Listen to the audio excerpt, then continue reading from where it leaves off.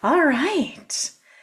This is so exciting. I am going to kick us off here. Welcome to the official launch of Understanding Gender Violence, a Comprehensive Approach by Dr. Jenn Freitag. My name is Shauna McDonald. I am an associate professor of communication at Cape Breton University in Nova Scotia, Canada. And we have an exciting session planned for you today, and I'm going to tell you a little bit about what's going to happen. So, we're going to hear from our author, Dr. Jenn Freitag. We're going to hear from a few guests and have some time for some question and answer. And then stay tuned for the entire event because at the end we have a special announcement and you won't want to miss that. Before we dive in more fully, I do want to introduce and thank Dr. Susan Weaver. She is a political scientist and gender equity advocate in Dayton, Ohio, and is helping to make sure that we have everything organized and that the technology works for us today. So thank you, Susan, for that. And with that, we are here to celebrate Dr. Jenn Freitag and her amazing book. And I'm going to share a little bit about Jenn first, for those of you who may not know her.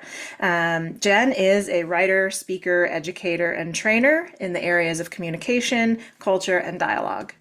For over 20 years, she's been involved in anti-oppression and gender violence prevention and response work as a crisis advocate, program coordinator, prevention educator, performer, public speaker, professor, and activist. And I have known Jenn, we were actually figuring this out yesterday. I have known Jenn for 17 years. We were in graduate school together at SIU Carbondale, and I am so grateful to call her my friend, and I have a lot of gratitude today as it is Canadian Thanksgiving. From the very beginning, I have known Jenn to be committed to the work that she details in this book. She was always working on a project for the Women's Center or raising awareness on campus or raising funds in the community and on campus when we were at school together. She crafted the entertaining and educational one-woman show called I Want My Jacket Back, which I was fortunate enough to have her bring to Villanova University when I was a professor there. I did not look that up, and I do not know what year that was, but it was several years ago at this point. Beyond that, Jenn is one of those rare folks who uses her considerable and diverse skills not just in the academy and not just in the activist space, but in both and in many other areas besides. She's a public intellectual, a brilliant thinker, and a totally rad friend. And so with that, I want to turn things over to Dr. Jenn Freitag to share some thoughts on the book. Hi, everyone. Thank you so much for being here. I'm so excited. I'm sitting here with one of my copies of the book, and it makes me so excited. If you know me, you know that I've had a lot of things going on in my life. And so when the book was published and these copies arrived at my doorstep, I wasn't fully able to celebrate the entirety of this project because I was about to give birth to my first baby. So that and Quinn is wonderful, doing wonderful, by the way. And so I'm so excited to celebrate with you all tonight. This book has been 11 years coming. If you know me well, or know me since I moved to Dayton, that's when I began outlining the book about 11 years ago, once I finished my PhD program in Carbondale and then moved to Dayton, Ohio. It was just something that I felt like there was a big need for. So when I was working at nonprofit organizations and training volunteers and people who worked on crisis hotlines and folks who were working in the community around these issues, I was often frustrated because there wasn't a resource that was available that was doing what I thought it needed to do in terms of introducing people to the problem of gender violence. So every time I had a job, so there was one period of time where I was working as staff at a university crisis center.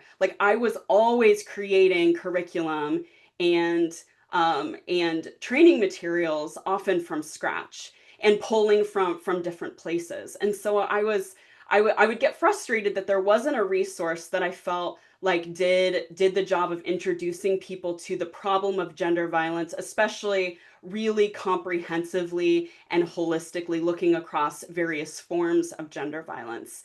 And so there are some resources out there, and they're really great resources. But another problem that I saw was that often the resources are super duper academic, and lots of academic language and lots of really important research, right? But often not really accessible to most people, or that the resources available kind of swung the other direction, had really great information, but wasn't always backed up by the evidence-based information and researchers that a lot of practitioners need in order to justify their work, especially in grant programs and things like that. And so I I wanted to kind of marry the two, bring the research together, the evidence-based research together, with like a practitioner focus.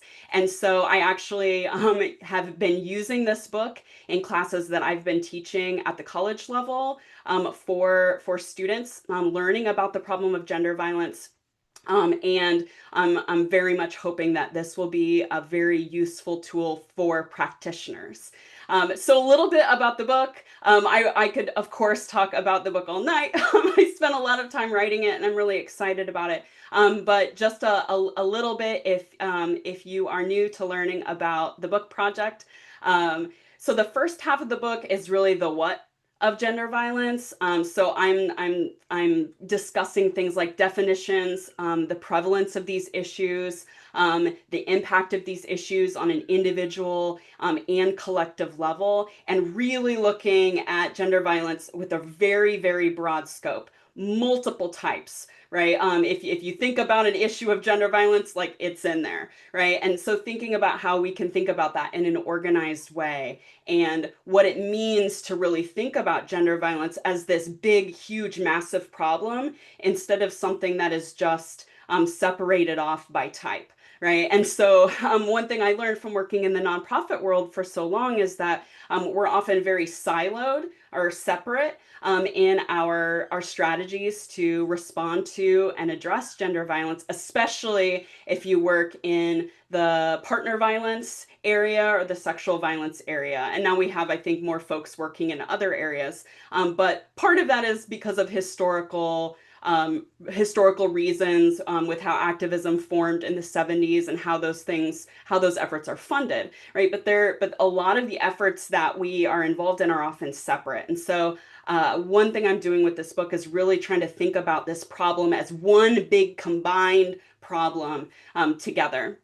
And then the second half of the book is the why of gender violence. So really getting into why are these things such a huge, pervasive problem. So thinking about the root causes, a lot of the contributors that many types of gender violence share, and then of course getting into misperceptions that a lot of the general public has about these issues, and for good reason, right? These issues are really, really tough to educate on and reach a lot of populations about, because these issues are so incredibly pervasive.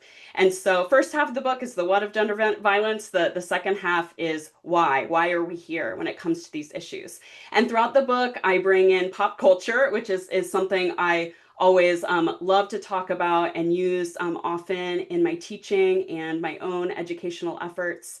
And I also bring in case examples from my work. So one example is in one section of the book where I'm talking through one of the root causes of gender violence, which is ideas that we have about gender. I talk a little bit about an example. When I was working in Carbondale, Illinois, I visited a kindergarten classroom once, and I was facilitating multiple sessions with some children there, and was leading a coloring activity with students. And one of the girls in the class was coloring a picture, and she had named her picture the Love Monster. And all of these pictures were pictures that the children were drawing and coloring as healthy expressions of anger or fear or big emotions.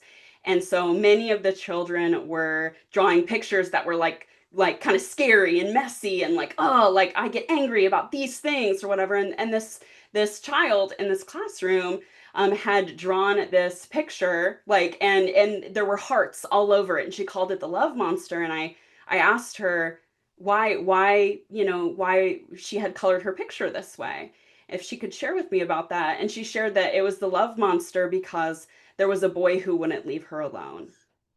And that really, really struck me, how early our ideas about gender can really make a difference for anybody, in their life. But and of course, like we dealt with this situation, and I talked to her teachers and things like that. But it really suggested something to me about, what how we think about some of the behavior early in children's lives that may be precursors to much more serious kinds of things that could lead to gender violent behavior.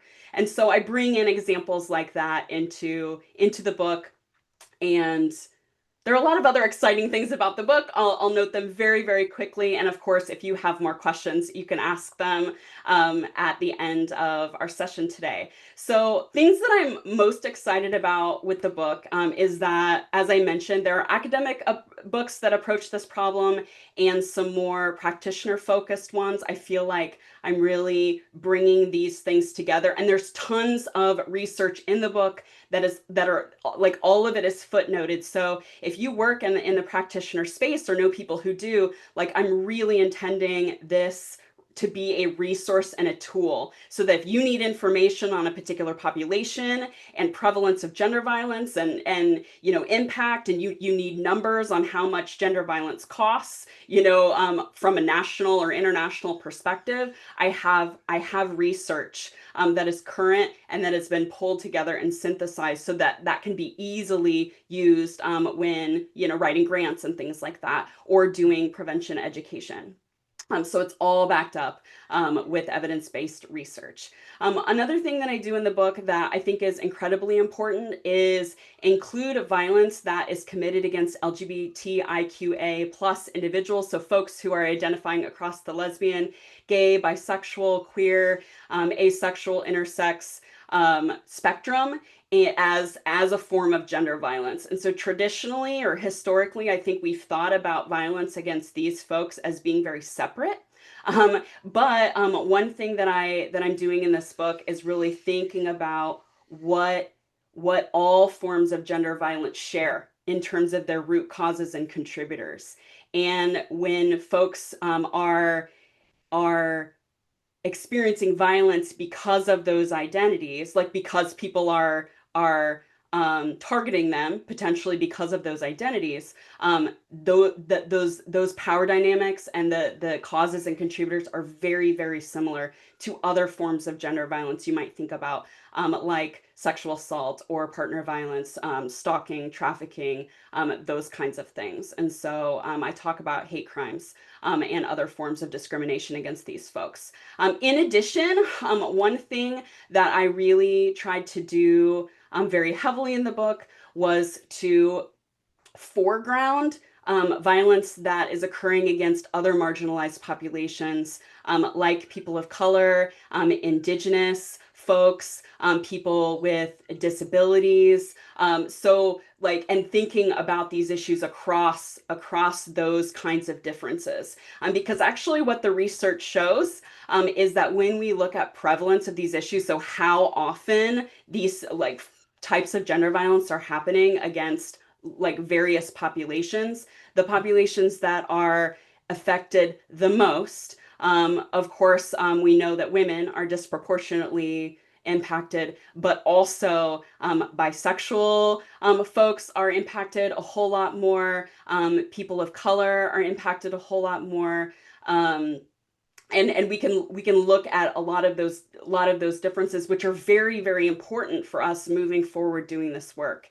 And I think we need to be really thinking about that front and center, like these issues are impacting what groups of people the most, and we need to be focusing more of our efforts um, on serving those populations. And so a lot of times in other books or resources, there's like a chapter that's like a separate chapter that's like, and now let's talk about like how all these issues impact these populations over here. And instead, I've just integrated that throughout the entire book. I think it's incredibly important for us to be reminded over and over and over who might not be getting served in ways that they could be getting served by the services that we have available, and where we can be focusing a lot of our prevention efforts.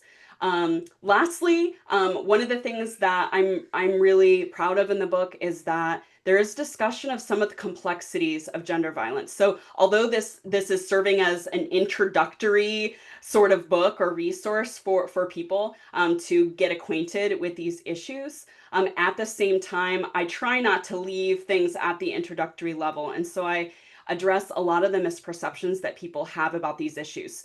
And I'm hoping also that the book will be a resource so that people who are working in the gender violence prevention and service sphere can use this as a tool for how to engage some of these complexities in a stronger way. So I'm talking about misperceptions when it comes to who is committing gender violence or who is experiencing it. And I get into things around victim blame.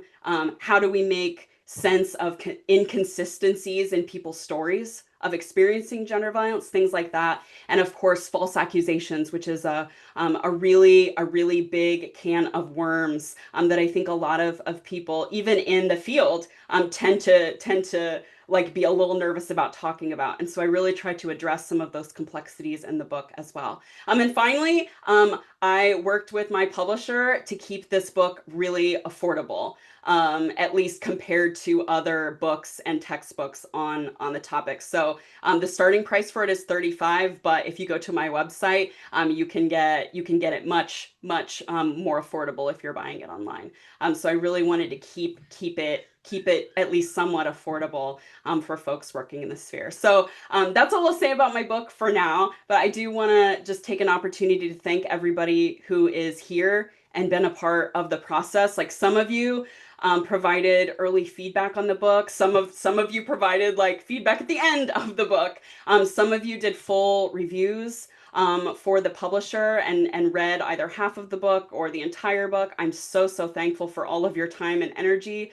Some of you have provided moral support for me throughout this process, and some of you I have worked alongside in this work, and I'm immeasurably indebted to you for what I have learned, like working alongside all of you. And so I'm so thankful and grateful for all of you who are here and the folks who are here or not here who were a part of this process. So thank you so much. Well, I think that deserves a virtual round of applause. So feel free to share your love. Thank you, Jen. Um, Not only for sharing, but for sharing examples and giving us these details. I think that really matters, especially for the folks on the call who just may not have had the chance to pick the book up yet. And so folks have a really good opportunity to learn. So we are going to hear from several other voices soon, but I'm going to take MC's privilege here and speak first, um, and then I'll introduce some of our other guests. But the most important thing that I think I want to say, which isn't so much about the book itself or its content, but I really have been witness to Jen working on this book, mostly from afar, but I've been witness to her work for so much of our friendship. And when, I think even when she didn't realize she was writing it, she was writing it, is how I would phrase it. When she says at the beginning that she devoted a huge chunk of her personal life to thinking about gender violence and most of her professional life to educating others about it, I can attest that that's absolutely the truth, and I know others can do that as well. I really think this is a book that isn't just an intellectual exercise. Not that there's anything wrong with intellectual books, but this was one that's really forged in the fire of experience and dedication. And I think it reflects, decades of engagement and lived experience. And so I'm really, really proud, is one of the things I want to say, of you, Jen, that this book is in the world now, and that people can use it. And then I think more than that, or I guess in addition to that, as you were speaking, I was writing more notes and sort of thinking about my how I see this book working as a resource in my own work. Is was one way I was thinking about it. And many of you don't know me, but I'm committed to working toward ending gender violence, but it's never been my primary focus as a scholar, and I've not really had the opportunity for it to be a primary professional focus. I've just always come back to gender focused work, and then especially, you know, prevention of gender-based violence.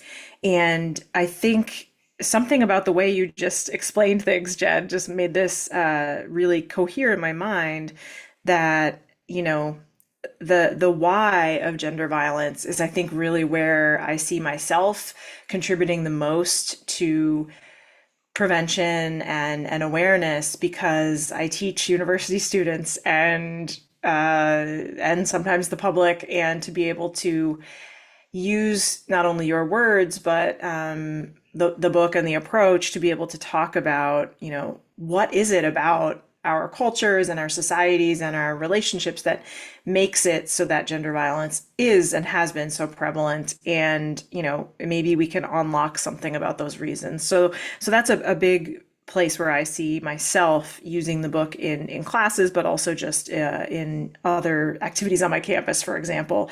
I've always lamented the lack of resources available to me as someone who can't devote the time that some advocates might be able to finding resources or understanding the complex power relationships. So I think, you've really, really done that, and broken some silos in some really important ways. And you said it for me, but I really think that you've brought together, and those of us who work within the academic space or have worked in that space recognize how difficult this is, bringing together the academic rigor with the lived experience, but also with lived experience from multiple sides of the issue, and then packaging it in a way that is palatable, readable, understandable for so many different groups, right? So many different stakeholders who can you can use a book like this, right? It's a really big, hairy, scary cultural issue. It's not something that we can solve easily. And so I just think that you've written a book that's both explanatory and visionary. And I could go on and on all night as well, but I'm not going to, because people aren't here to listen to me. And so I think I'll leave it to our other speakers to say more, but hopefully that has given them a minute to catch their breath and figure out what they're how they're going to enter into the conversation. I think in order to keep things flowing, I'm going to introduce the speakers all at once. What do we think? Does that work? Okay. Um, and then, we'll move through the rest of our program that way. I believe this is the order from which we will hear from them. If not, I apologize, and we'll clarify as we go. So first up, we have Dr. Maureen Eben of the University of Southern Maine, who earned her bachelor's degree from Carroll College, a master's degree in communication from the University of Wisconsin-Milwaukee, and a master's degree in sociology from Goldsmiths College, University of London in England. Her doctorate is from the University of Illinois at Champaign-Urbana. And she holds multiple certificates and awards as well, which I'm sure she'd be happy to talk about. Before joining the communication department at USM, Maureen was an associate professor in the Department of Communication at St. Mary's University in San Antonio, Texas. And she has been, as I said, the recipient of awards like the National Communication Association Top Paper Award in the Women's Studies Division, Her teaching and research interests include communication and health, cultural studies, technology, media theory, methods, criticism, gender, film, family communication, popular culture, organizational and interpersonal communication. And we are very grateful to Dr. Evan for being here. We also have, let me get the order right here. I believe some video from Dr. Alan Berkowitz, which I was going to ask Jen how to pronounce properly, and I did not, so I hope I did okay. Alan Berkowitz is an independent consultant who helps colleges, universities, public health agencies, military organizations, and communities design programs that address health and social justice issues. His expert opinion is frequently sought after by the federal government, the United States military, and professional organizations, and he's well known for scholarship and innovative programs which address issues of substance abuse, sexual assault, gender, and diversity.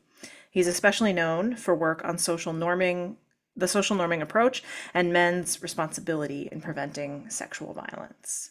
And we could probably share a website if folks are interested. And then I have too many papers in front of me and I went old school. All right. Last but certainly not least, we have Dr. Jenny Guthrie, who is a trauma informed certified coach, credentialed victims advocate, and consultant specializing in gender based violence, conflict management, social support, and healthy relationships.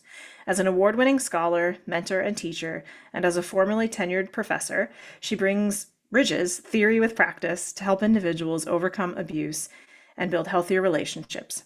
And she assists organizations in better serving those who have experienced gender based violence.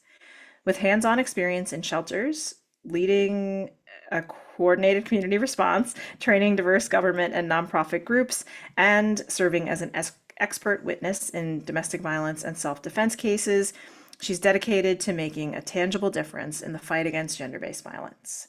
And her coaching practice is called Through the Fray Coaching. Okay. We are blessed, I think, to have this diversity of speakers and experts with us. So I think without further ado, I will turn it over to Maureen.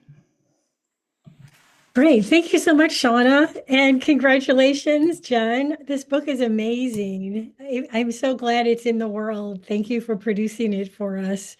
Um, so it's such a valuable book. There's so many things that Jen has to say in this book that are so important. And I just want to touch on three. There's 100, there's 1,000, but here are three that really stood out to me that I wanted to share. And so the first is how Dr. Freitag use of language. So, she uses the term throughout, and even in the title of her book, gender violence, rather than say sexual violence. And this linguistic turn enables us to have this really wonderful, holistic, comprehensive approach that Dr. Freitag uses in her whole book, and how she understands this social problem. So that's the first thing. Second is how she so deftly debunks myths and stereotypes about people who experience gender violence. And she demonstrates how, race and class and but other things too, like ableism, sizeism, ageism, also can shape perceptions about who is perceived to be, a quote unquote suitable victim of gender violence. And I find Dr. Freitag's discussion about these, complex power dynamics of gender violence to be really compelling. And particularly her discussion of masculinity and gender roles and expectations that can be detrimental to all people who are subject to a rigid gender system. And then finally, third and finally, what also really resonated me about Dr. Freitag's work is that she not only explains these complex dimensions of gender violence, but she also points us into the direction of what we can do to address the problems of gender violence, to get us to the root causes of what's underneath this. And she writes so eloquently, she says, like noxious perennial weeds that regrow every spring, gender violence will continue to occur unless the entire environment is addressed. Instead of snipping at stems, we need to pull at the roots and change the conditions that caused the growth in the first place. So I do have a question for you, Dr. Freitag.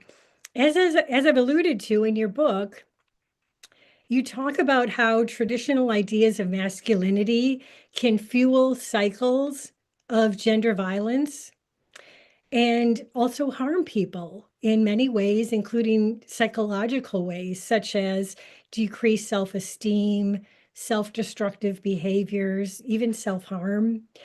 And I was wondering if you could share a bit about how you explored this in your research and what you see as implications for how we understand and how we might address like this nexus of masculinity and gender violence.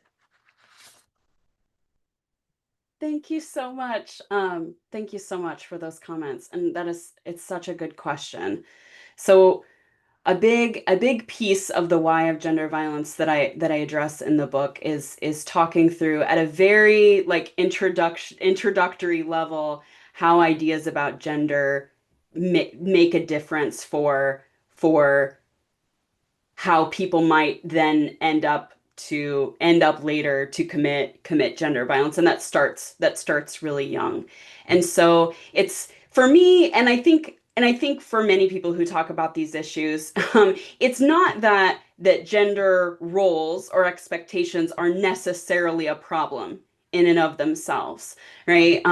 Although I will tell you that in 20 25 years of facilitating discussions about gender with lots of different audiences, from high school students to people working in their communities, like people can very easily say, oh, this is what it means to be a man, or this is what it means to be a woman. And those ideas haven't changed, over the decades that I've been doing this work, and I know that other people who came before me, were doing this work. And when it comes to like masculinity issues, I think a lot of that has to do with the pressures of being this traditional idea of what it means to be a man. You can show emotion, but only anger, right? You need to be stoic, like you need to push through, you need to get things done, right? You need to be a doer. And one of the things that I think can be troubling about that is not that those things are necessarily bad. It's awesome to be a doer. It's great to be strong and brave, right? And expressing anger can be a very healthy thing to do, right? But when those are the only expectations and those are placed very, very strongly or rigidly, especially on young people, that can be a big contributor to behavior that they might exhibit early on, or behavior that they may just not interrupt, or they may like they may allow among their group of friends, because like these are the ideas that we have. And I have a lot of empathy for for men or people who feel like they're subjected to those pressures. How difficult. I mean, we're all subjected to pressures and gender, I think, in various ways. But gosh, how difficult to be in a position where you feel like you have to be the leader all of the time, and you have to show a strong face all of the time. And that can be really, really tough in a peer environment. And so yeah, I think it's an incredibly, incredibly difficult to try to intervene in those kinds of ideas when they're everywhere. These ideas are everywhere. We get them in pop culture, and movies, and film, and TV, in podcasts, and like on social media. Like these ideas are everywhere, and it can be very, very tough to be subjected to those pressures, and then deal with other things in your life. So there are a variety of other contributors that I discuss in the book, that if you're kind of looking at things from a big, broad, big picture approach, right? If you are growing up with all these ideas, especially as a young boy, growing up with all of these ideas, and then also dealing with other difficulties in your life um, that may contribute to you having a hard time, right? It can be very easy then to act out or try to control your life in ways that mean harming or controlling other people. And so I think such a big thing that we could be focusing on is more discussion about gender. I realize that that's pretty tough right now. There's a lot of controversy and discussions around ideas of what gender means and how we're defining that. But I think that a place to start would be thinking about all of the people who do this work, right, around gender violence, on all types of gender violence. Like, what would it mean for everybody who's doing this kind of work to be doing similar education around gender issues and talking about those things in really honest ways? That is a big challenge, right? And not every agency or individual is equipped to be able to do that. But I wonder what that might look like if instead of focusing as much on indicators of violence and those kinds of things, which we have to do in our educational approaches, what might happen if all of us were to more forcefully, in a, like, and I mean forcefully in an energetic kind of positive way, right? Collaborate like across all forms to be having these conversations about the impact of gender policing and those rigid gender expectations that can then lead to people being more likely to commit gender violence or allow or see that happen and not intervene. And so for me, a lot of that is about like how do we have more honest and clear and careful discussions about gender.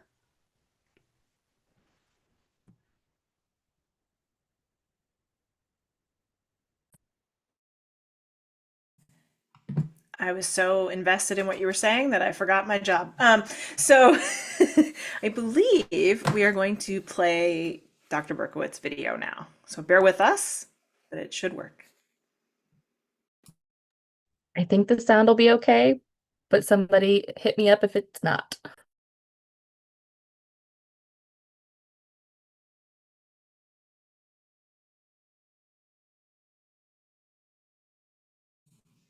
Thank you, Jen, for the opportunity to comment on your wonderful book. First, I'd like to make some general comments about the difficult situation we're facing in our work, and then say something about the book in relation to that. This morning, when I woke up, it was gray and gloomy and overcast, and I thought, well, that's fitting to talk about our current reality. And now you can see the sun is shining and it's beautiful. And I thought, well, in reality, even if things are dismal, there's room for hope. So, what I want to say is obviously that we're facing a very difficult, challenging situation, which is calling all of our work into question. But at the same time, I feel we've accomplished so much. We planted so many seeds. We've moved things forward so much that that will persist and it will not be completely erased. And at some point, the pendulum will swing back in our favor. So I think we need to not be optimistic, but realize that we've gained a lot, which is partly reflected in Jen's book, a wonderful summary of the research, and that cannot be erased. In 1995, I wrote the introduction to a book called The Other Side of Silence, because we were still in a moment of silence. And now I truly feel we are on the other side of silence, and that will never be taken away from us. And we've done to that thanks to all of you who have been willing to tell your stories, all of us who have worked so hard with men to get them to accept the realities of this problem and their responsibility in dealing with it. Jen's book is an excellent synthesis and summary of all that we know about this issue.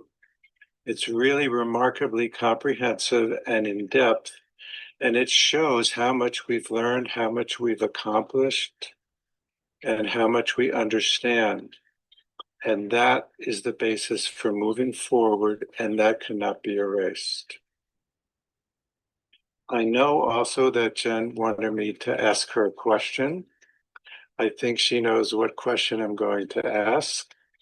I would like to ask, all this knowledge that you summarized, what are the implications for prevention, for teaching men to engage with and prevent violence against women and other men? And also, what are the implications for risk reduction or rape prevention programs for female identified individuals to protect themselves? So thank you all very much. It's an honor to be able to share with you. And as I said, we've accomplished so much. We can feel proud of that, and we can keep pushing things forward, even at a difficult moment. Thank you. It's such an honor to hear from Dr. Berkowitz. His work has been super duper influential for my own work in this field, and so I just want to say I'm really grateful for his comments and his question as well. I think that when it comes to prevention, and I'm so glad that we're talking about prevention, because it, in many ways, like, my book is not prevention. Like, it's like all the things you need, I think, to get to a point where we can be more focused and more effective with prevention efforts. And actually, if you know me really well, you might know that when I started when I set out to write this book, it was a book on prevention. And then I realized, oh, there's so much that I feel like I need to do to discuss these issues before we can even get to a place where we're strategizing what to do next. And so I am planning potentially for a second book. Like, I have a lot of I have a draft of things that didn't make it into this book for that reason, which is exciting. But I want to point that out, that the prevention piece is so huge, and it's so challenging because uh, especially with limited funding and limit, like, all of the challenges, especially that nonprofit organizations and communities are facing, like, focusing on prevention is really tough, really tough to do when we have such huge needs to just provide help for people who are dealing with these issues. And so I think it needs to be all of these things. I think we need to figure out ways to address all of this. I know I mentioned already, I think a lot of this has to focus on how we're talking about gender issues, and I think that we all need to do a better job of talking about these issues in ways that can reach people. That in ways where the information around these issues isn't so intimidating, where we're not assuming that if you are a man or identify as male in some kind of way, that necessarily means that you're the enemy, or that you're committing gender violence. I think that, like, there's a lot of anger around around these issues, for good reason, right? I mean, if you really get into some of the research in my book, like, you may read through this, and, like, students who have read my book and others will reflect back to me, whoa, like, I had no idea, like, these numbers are just, like, students will read the book, and we have to process, their experience of doing that, because it can be really shocking to really take in the immensity of these issues. And if you've been doing work around these issues, it can be really tough to not get very angry and bitter and upset about these issues. And I think that sometimes what we tend to do is, men kind of end up getting the brunt of that. And of course, we do know from the research that the majority of gender violence types of gender violence are committed by men, especially heterosexual men, cis heterosexual men. a lot of white men too, like they're, but also, but also, if we're alienating the folks that we're trying to reach and we're trying to educate and have better, more honest conversations about these issues, then that can absolutely make a difference for our success. And so I really believe that there's a place for the anger, of course. And also, I think a lot of our educational efforts need to be focused on how we build community with various people and populations, how we approach folks so that they feel more invited to the conversation, and how we really reach audiences. You know, like I want to be successful if I go to a high school or a college campus, or I talk to a group of law enforcement in a community about these issues. Like how can I do that? Much of my background is in interpersonal communication, and a lot of that is focused on how do we build relationships. And so I think that when it comes to prevention, we've got to do a lot of awareness raising. We need to build community and build relationships so that people can hear what we have to say when we're trying to make a difference on these issues. And then we can really get into, you know, the education piece, which education, you know, is something that happens in relationship. That's one of the huge things that I've learned being an educator so long, is that, you know, the more that you have a positive relationship with whoever your audience is, the more likely they are to really chew on the things that you're offering them, and the more they're likely to take those things in.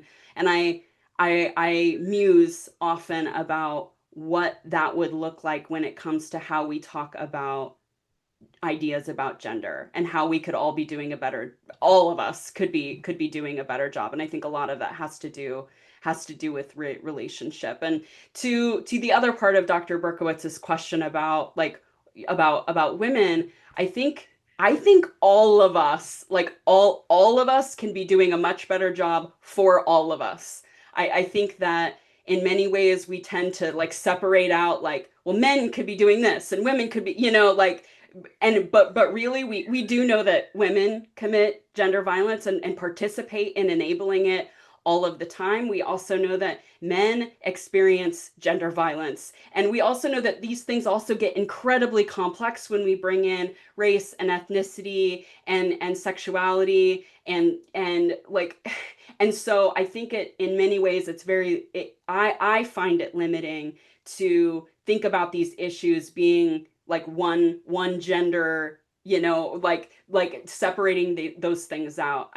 For me, and the ways that I talk about gender in the book, like it's about how ideas about gender and gender dynamics more than it is about like men do this or women do this, right? These issues affect all of us, and they hurt all of us at various levels, where whether or not they're directly impacting us or people that we love or are partnered with or who we interact with on a daily basis, whether or not we even know it. And so for me, I think that I find it somewhat limiting to actually kind of separate out like those things, and find it more useful to think really holistically and big picture about like all of us are hurt by these issues in various ways. All of us can do much better at trying to protect each other and intervening in harmful ideas about gender that can lead to these things, and also providing better support for one another in a variety of ways with a variety of contributors that I get into with the book. And so yeah, that's how I would think about prevention, I think in a more holistic way. Wonderful. Thank you, Jen. And I really think that we organize these in the proper order, because that's a wonderful segue with the discussion of relationships and interpersonal communication, and so many other things, to Jenny. So I will turn the mic over to you. Awesome. Thank you all for having me. Congratulations, Jen, Dr. Freitag. This is amazing. Shauna had mentioned earlier about how it seems like Jen was writing this book even when she wasn't writing the book. And so when I revisited this amazing thing, I it was amazing to me because I feel like a lot of the things I would complain about to Jenn, at Jenn, with Jenn, were then solved or addressed in this book. So I figure I would just kind of add a pitch, basically. If folks have not been able to read this book, it does. As mentioned, there are a lot of times no available resources or they're in pieces.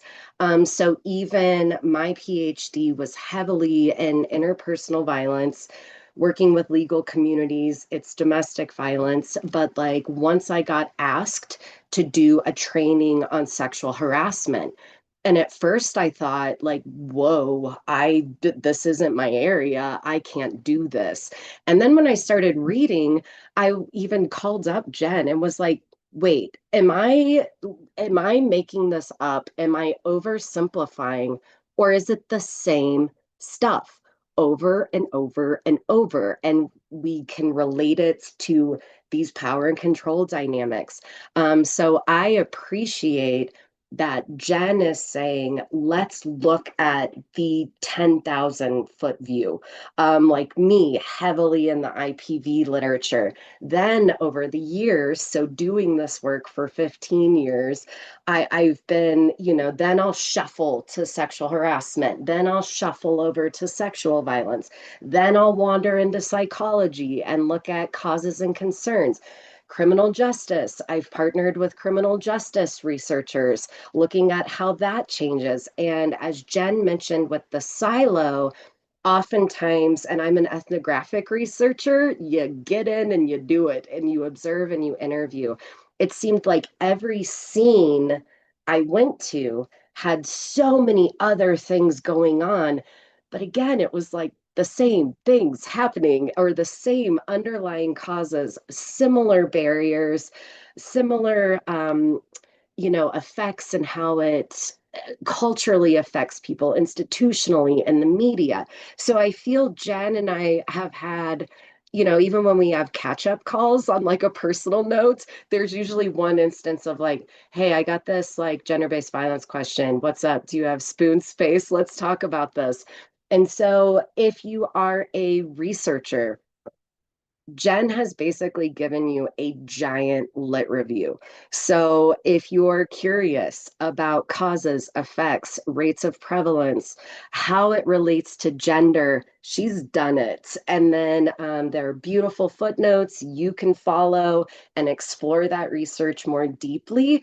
Because, yeah, even though, this is introductory, I think it ties everything together in a way where even folks who are vaguely familiar with some of these or really familiar with some of these issues are going to go, oh my gosh, that makes so much sense.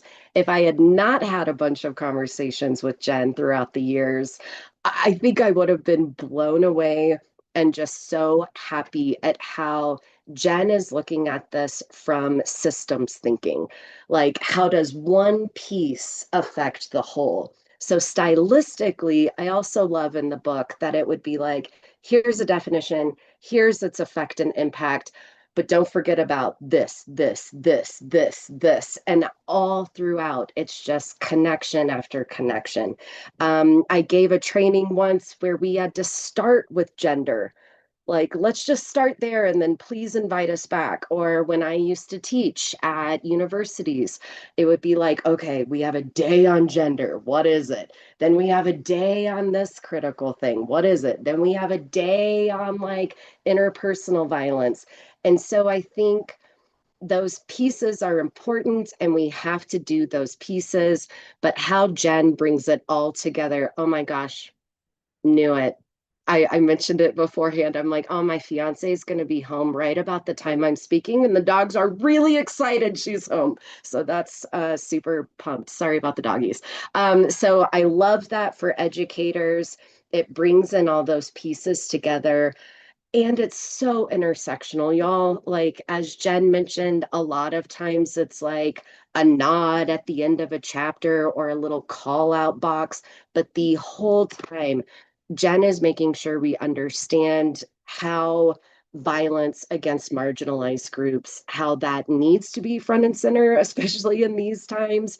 And that's a perfect point. On time, in terms of theory, Jenn has also written, if you haven't checked out one of her previous chapters, but Jenn has written about how language is so important in shaping this. And so, yeah, as Maureen mentioned, I love that it's gender violence because that's the underlying thing. And then in terms of praxis, I can even say I've already delved into this. So if you've had thoughts or feelings like, hey, I feel like this is connected, but am I the only one thinking this? Jenn has now said it for you. So in the past, when I've tried to make arguments about certain studies and how it relates to a specific incident, sometimes I would get questioned. I'm mostly talking about like cross-examination. It terrifies me, but I would get questions about like how that study relates to the current situation. And Jenn's done it. So I also think being able to have that community of agreement, like I've literally already said in expert witness cases, like I've cited stuff from this book before or in my reports. It's incredibly important. So, and then I could go on and on forever. Jenn, I'm so proud of you. Dr. Freitag, you rock. So my question for you is, yes, education is so important. Education, education, education. I love how you ended the book with how do we support those who've experienced gender violence, what we can do every day. Like we can get on social media and support those who've experienced. We can have difficult conversations when we hear people talk about Chris Brown or Johnny Depp or whatever, whatever. We can engage in that. But how else might you say those doing the work can take these ideas and use it in their organizations, in their institutions? I know that's a big question. We could even take them by piece, like EMTs, shelter workers, what we do. But if there's one thing you could leave us with, that's like, okay, beautiful ideas. What do we do? Ooh, yeah, that's a big question. I think that one thing I've been thinking about a lot is how, and with people that I've been talking to about this work who feel very like unhopeful. Like, yeah, and I think that a lot of people who are doing the work, obviously we have hope that things can change, or we wouldn't continue doing the work. And not everybody can continue doing the work because it's so difficult, and it's very, very hard to avoid burnout. It's very hard to take care of yourself when you're doing this kind of work. And so I've been thinking a lot about what it would mean for us to feel like, and I'm saying us like as a collective, like to feel reinvigorated in this work. And I'm hoping that this book and my contribution could be a part of that conversation of how we get more creative, how we collaborate on a level we haven't really experienced before, how we get how we get much more courageous and bold about how we're talking about things, and but also clear, really clear. I think that there's so much happening right now, and we are talking about gender violence issues more than we ever have before, due to social media and the work of so many incredible people doing so many incredible things.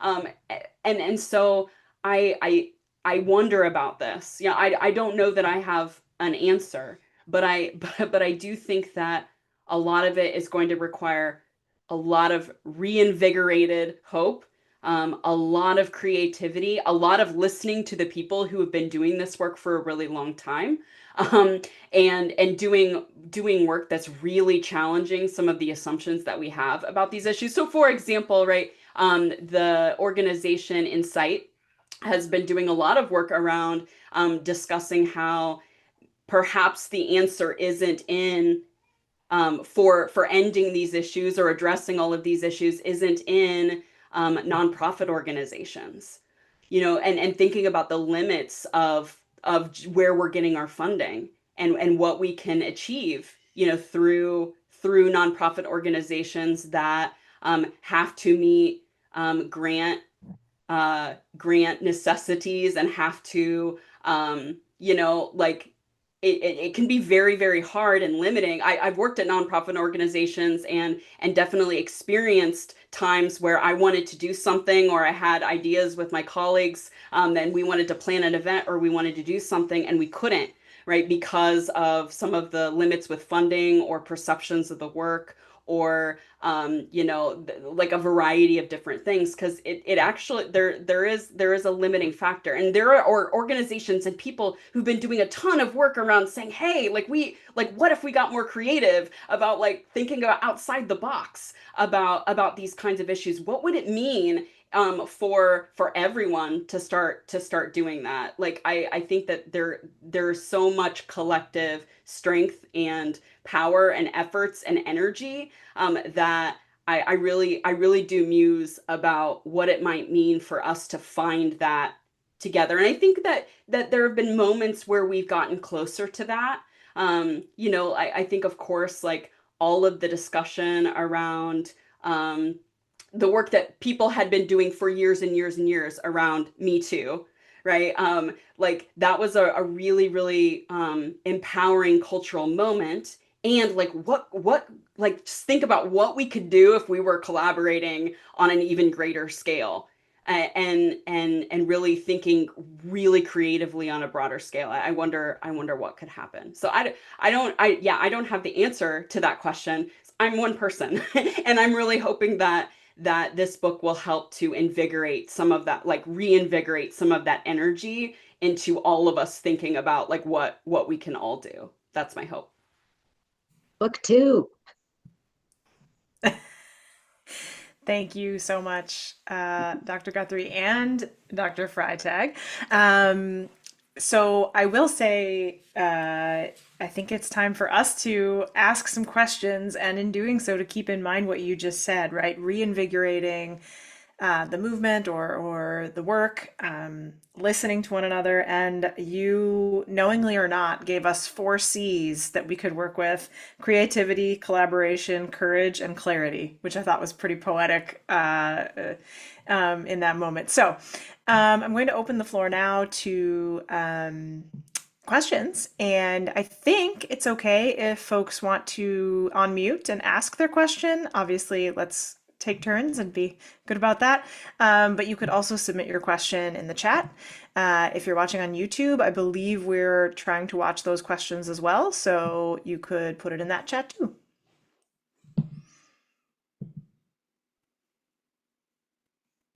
I'll try to watch. Aha, Danielle, the first hand I see.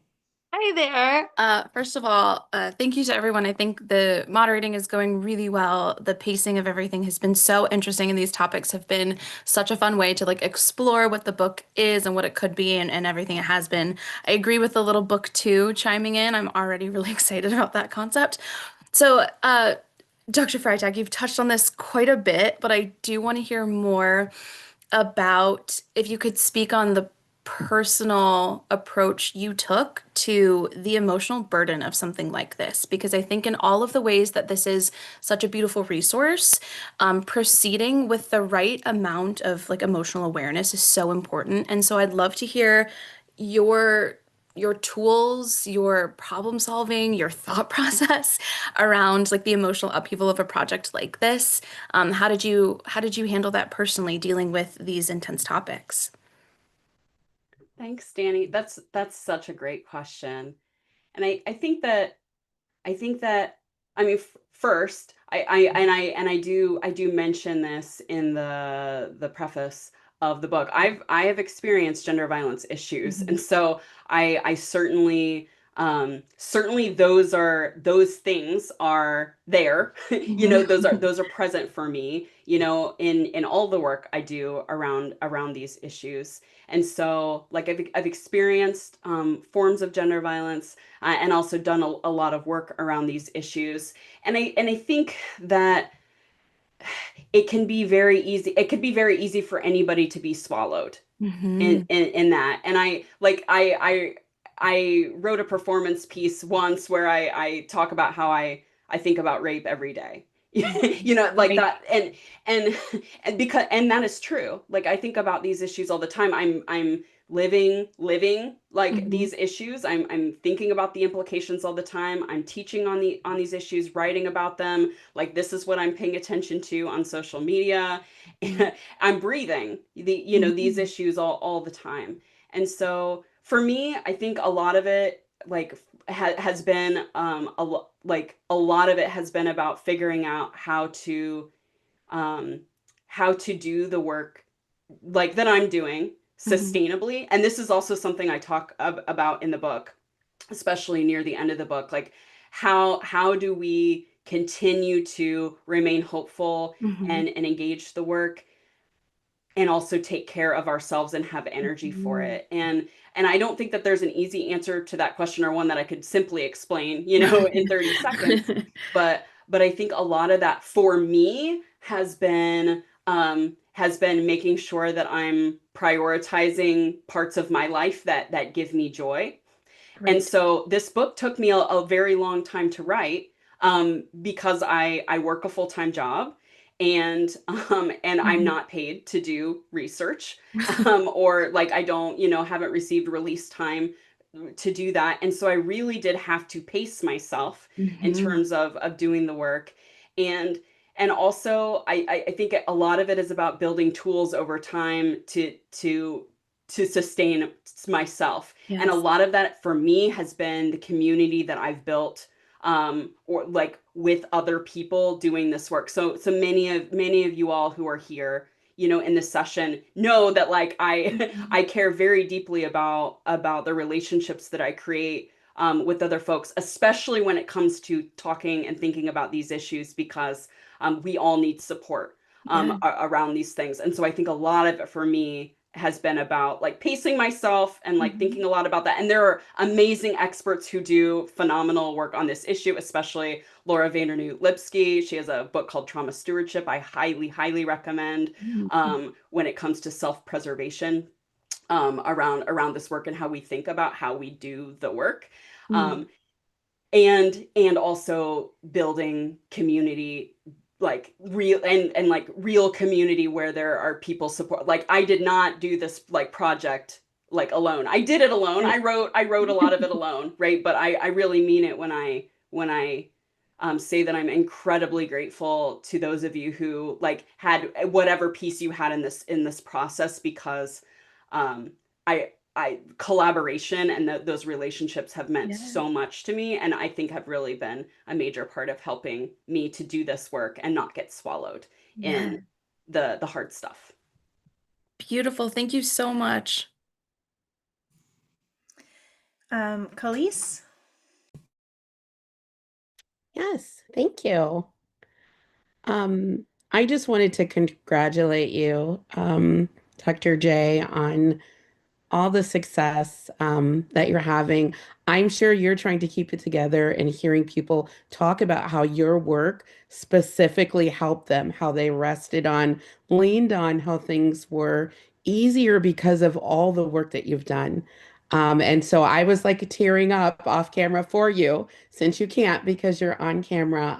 And so first and foremost, I just want to say that all of your hard work and effort and keeping going, even though you weren't given this separate time, as you're saying, to write this, it really meant something, means something. And so I'm happy for you and congratulations.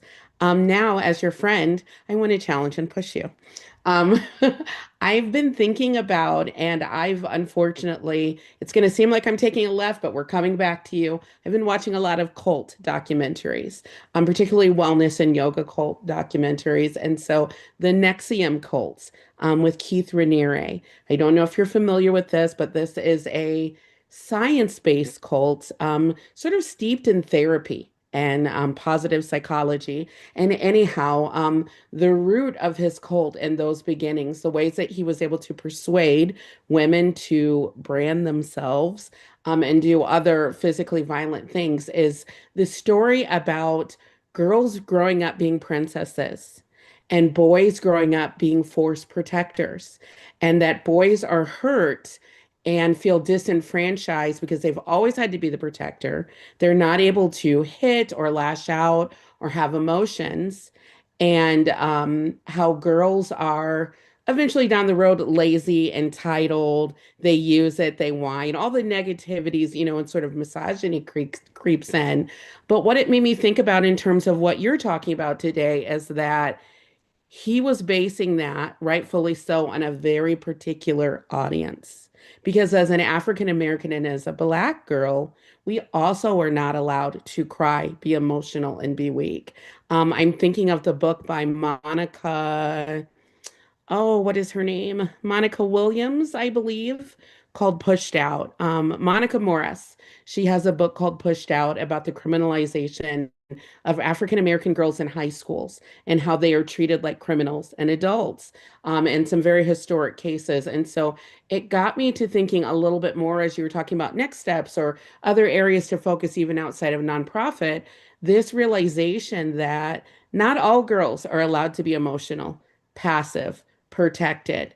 Not all boys, cisgender identifying boys, are given this protector mold. And it makes me wonder about children of divorce, children of alcoholic parents, children with disabilities or parents that have disabilities, children with mental health issues, children that are immigrants or migrants, the API community. It just makes me wonder about this princess protector narrative and how it's being used a lot, even in terms of discussions about incels and discussions about men's rights groups. We always seem to keep coming back to this princess, and that boys, and usually we're thinking able-bodied cisgender male white boys, are being denied their emotions, and I just think that that's a very limited view. And so I'm excited to see if you have more research about that or if that's another way to go. Because I think that a lot of people and experiences are being left out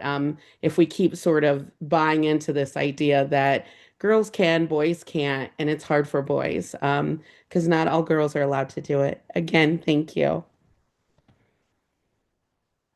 Yeah, thank you so much for that. I think that one thing that I really, really hope that I can do and that the book does is help propel us into much more complexity about these issues. And it's a challenge because I think I did the best job that I could in the limited page space that I had to try to get at those, to try to start from a place of like foundationally when we're talking about gender issues and the gender attitudes that tend to be used to police other people. Like that's where I start. And then also I really do try to connect and expand out because yes, there are so many complexities involved and we have to be talking about those things all of the time. Like we have to be. And I think that for me, where I start with that in the book is very early.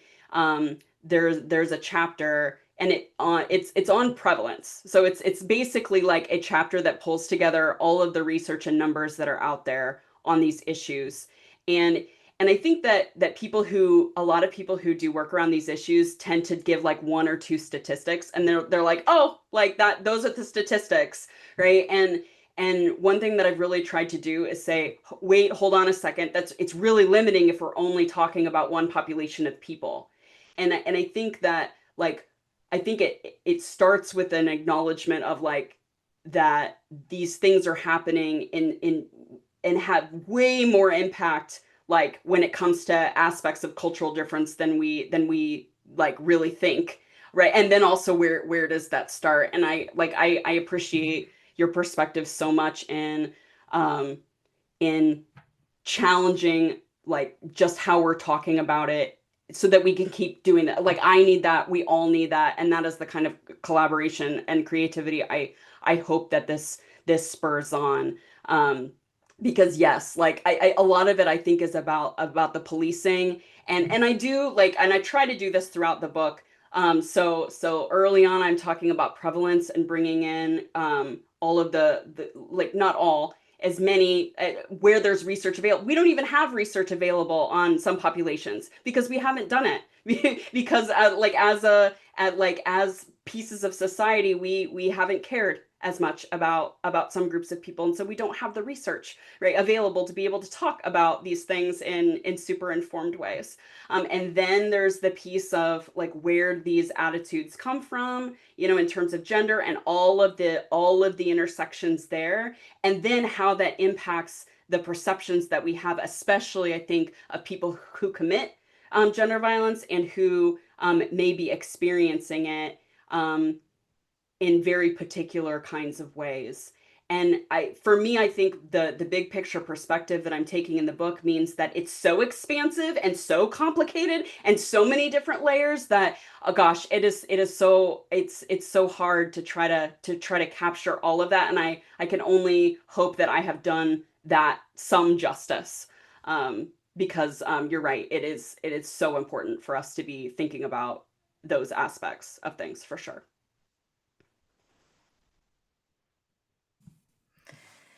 Thank you both. And I'm going to turn it over to Susan, who has at least one question from the chat and or YouTube. Right, thank you, Shauna. Currently nothing on YouTube, but we do have one from our Zoom chat, from Jessica Bradshaw. Why do you think the Epstein saga persists, but not in the way where it is about the survivors? The media is still talking about it, but not in a helpful way. How do we get the focus back on believing survivors? Great question.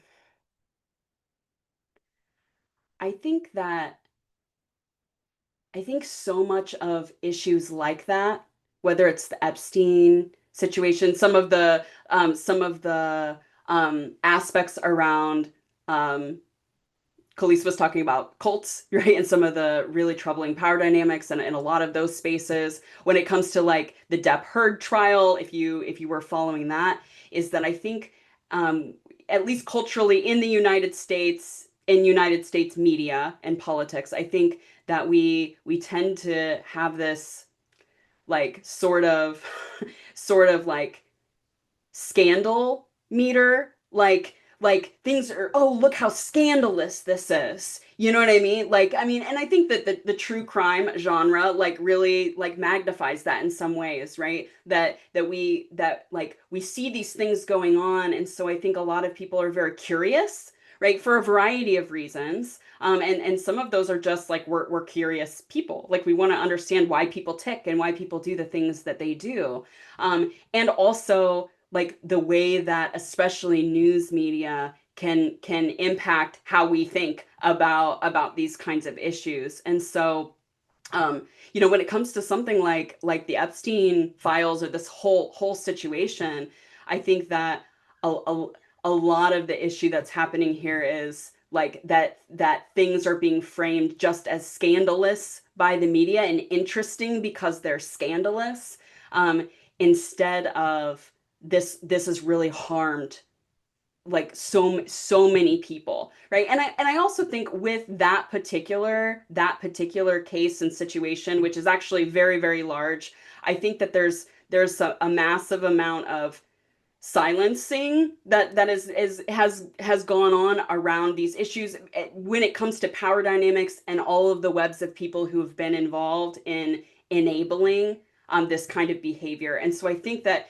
this is a sort of there have been some other high profile cases I think that have highlighted how many very highly influential and powerful people are often connected to these things and enabling these things. And that's one of the reasons why acts and cultures of gender violence tend to continue over and over and over, is that there are lots of powerful, influential people who are involved in enabling these kinds of things over and over. And so I think that there's that piece of it that can be very, very hard. If you're just watching news or just trying to like figure out what's going on, it can be very hard to separate out like what's actually happening, you know. And at the same time, then the news media tend to focus on the scandal piece of things rather than educating the public on trafficking issues.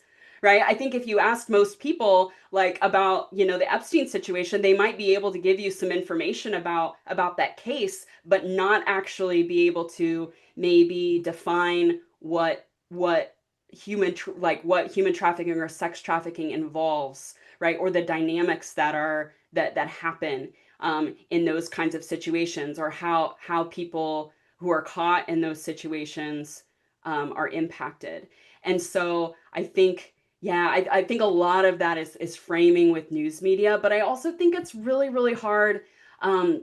It's really hard. This is another piece that I touch on in the book. I think it's really hard for many people to reckon with the fact that these issues are everywhere. They're a part of our everyday lives, and cases like the Epstein situation are actually quite indicative of like of how this stuff works in a major way. And if we were to really take that in, that could be incredibly heartbreaking and depressing and difficult to actually reckon with the fact that we live in this reality, right? That this is happening to people. And this is just one case that people found out about, right? And we're still finding out about. But people are experiencing these kinds of things all the time. That's not easy. That is not easy to try to stomach. You know what I mean? For the people that we love in our lives, for our children, that is not easy. And so I think in some ways it can be a lot easier for us to engage the scandal of cases rather than really reckon with how this is really impacting people on a human level, and also indirectly impacting the rest of us in the ways that cultures of gender violence are continuing to happen over and over and over, because we as a culture continue to enable this kind of behavior. In cases like the Epstein case, show us how that works. That's really, really, it's a really tough reality. And also a reason why I'm so focused on how do we get creative, and how do we find some hope. Thanks, Jen. I see Kinsley has put her video on, so take it away. Hi, it's so good to see you again. I'm over here on the West Coast, everyone. So it's lunchtime if you hear my stomach rumble. Okay, like lunch and dinner time. So sorry in advance if you hear it. But as a former student, and I'm a graduate student now, I'm working in the peace and justice field, but shockingly, I mean, at least for my surprise, there really is minimal integration of just gender-based work in general. And it's been harder than I thought to kind of bring in a gender-based lens into this work. And so I guess I'm just curious, how would you recommend engaging not only into the field, but engaging in class? How do we integrate this work more on a daily basis in spaces where gender-based issues should be discussed, but are often just totally overlooked? And in peace and justice, we should not be overlooking these concepts. Such a good question, and it's so nice to see you. Yay!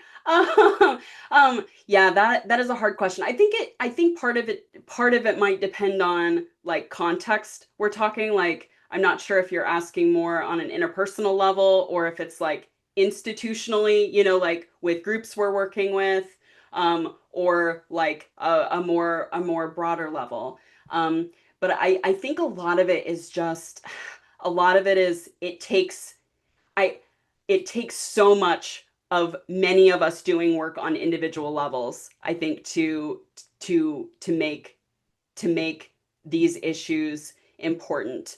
And I think that sometimes we sort of think, oh, on an individual level we can't really we can't be incredibly effective. We have to be working with an organization or an institution that can really reach a whole lot more. But I do think that on an interpersonal level, it can be very, very powerful to bring up gender issue, to ask questions. I think especially if those questions are asked in a way that are generative, and but what I mean by that is that they're premised on a like building a relationship with someone, right? So like, and that's my perspective. I think that there are a lot of people who are doing really wonderful, like angry, like we need protests, and we need people who are calling out some of the bullshit and stuff when it comes to these issues. And at the same time, I think if we're really trying to make a long-term impact for bringing in these issues into other spaces, I think the relationship is so important. And so thinking about ways to bring things up in conversation or ask questions that aren't always about shaming, somebody, like, I can't believe you didn't know this, or like thinking about like, have you thought about things from this perspective, or really appreciate what you're talking about here, like, um have you thought about how we might integrate these kinds of things as well? So for me, a lot of it is about the relationship that we're creating. Because of course, I think we all, and I would include myself in this, we all can be much better about how we talk about things. Like so gender is my main thing, but like I'm not always thinking about all of the other angles when it comes to other identities. Like I am not perfect in this. Like we all need to be asked questions about how are we thinking about age issues, or how are we thinking about how immigration, like issues, impact these things. How are we thinking about this thing? Like we all need to be challenged, and we all need to be asking each other questions and bringing up more and more. And it does take it takes a lot. And so I would also emphasize, like, keep taking care of yourself. I know you know how to, I know you do this, Kinsley. But also just making sure you've got a community of support. So when those conversations don't go very well, or when we feel like we're like that it's really hard, that you've got some folks who can help keep you positive and feeling supported while you're doing that, because it's not always easy. Thank you. So important. And Kinsley is also commenting that she's recommending everyone read your book, not just in the event here, but in general in her life. So I think we can probably, unless there are other burning questions, so let me invite that possibility here. They don't be burning, but questions you want answered before we go.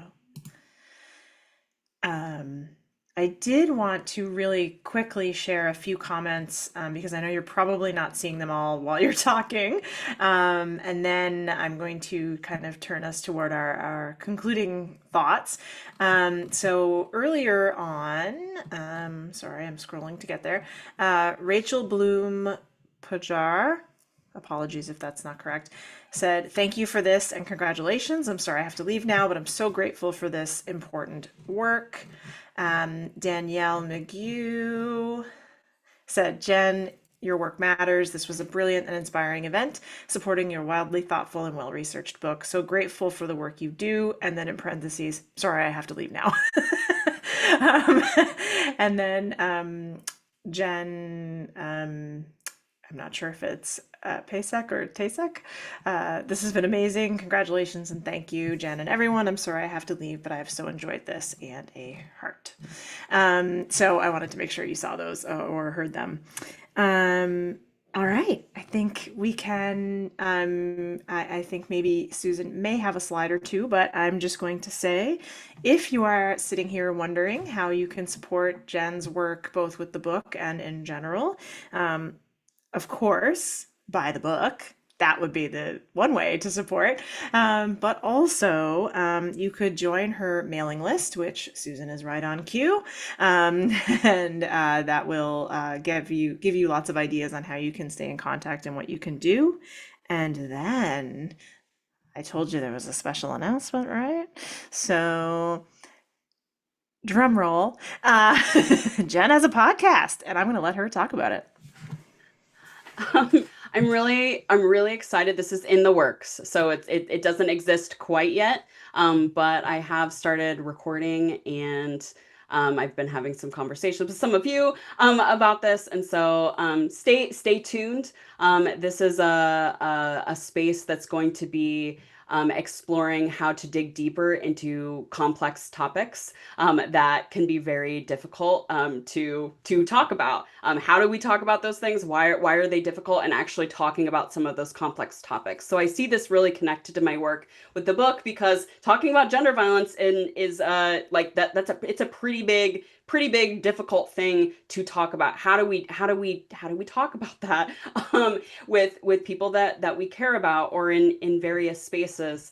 This podcast space is going to be kind of an expansion of that, starting with gender and connected issues. That'll be primarily what I'll be discussing on the show, but also bringing in that interpersonal relationship component that I and others have been talking about tonight. So I'm really excited about it. Stay tuned for more.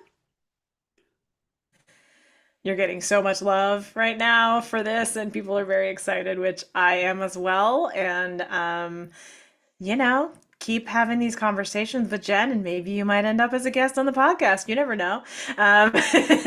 Or contributing, and just, keep your eyes out for that. Jenn, or any of our speakers, are there any final thoughts before we say goodnight to folks? Thank you all so much. Thank you. Thank you. Yes. And I want to, again, of course, thank and congratulate Jenn. Thank you for inviting me to be a part of this night. It's really, really, I just am so proud of you, and it's an honor to be a part of it. And of course, we want to thank our speakers, Doctors Eben and Guthrie, and as well thank Dr. Berkowitz for sending the video, and huge thanks to Susan also for moderating. And I just realized I called everyone else doctor. Sorry, Dr. Susan, and I don't even remember your last name, and I'm so sorry. Weaver? Dr. Weaver, we appreciate yes. you. And we appreciate all of you. And I think this has been just a wonderful and inspiring and reinvigorating event to celebrate the book. So please, encourage everyone who works in this space, or even who doesn't, and just wants to understand more, to find a way to get access to the book, because I think that's really important.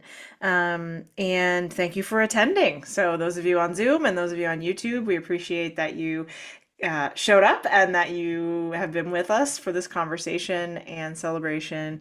And I will sign off by saying, have a wonderful, safe evening, everybody, wherever you are in the world. And hopefully we'll see you again in another event. Thank you Thank so you much. all. This was incredible. Congrats, Jenn.